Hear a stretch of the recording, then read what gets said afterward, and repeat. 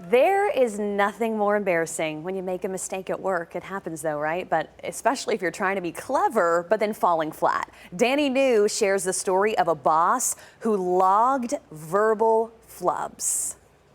Went to college at a place called MIT. I know how to spell it. People don't usually like being corrected, but for recently retired Ford executive Mike O'Brien, how much more fun did it make work?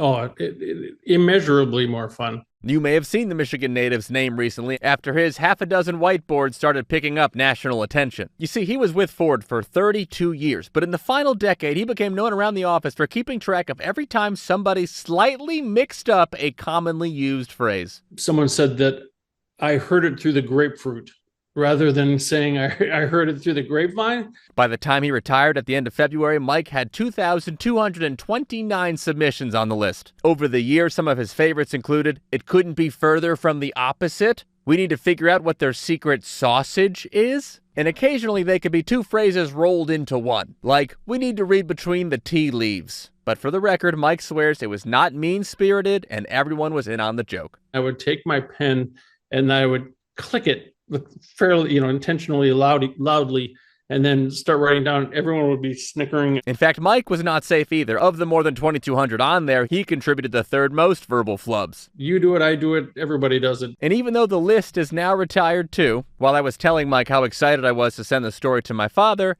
it seemed he was suddenly okay making an exception. Like, Dad, this is the most up our alley of any alleys we've ever been up. That might have made the board, by the way. It's more up our alley than any alley that we've ever been up. Scared to say anything now?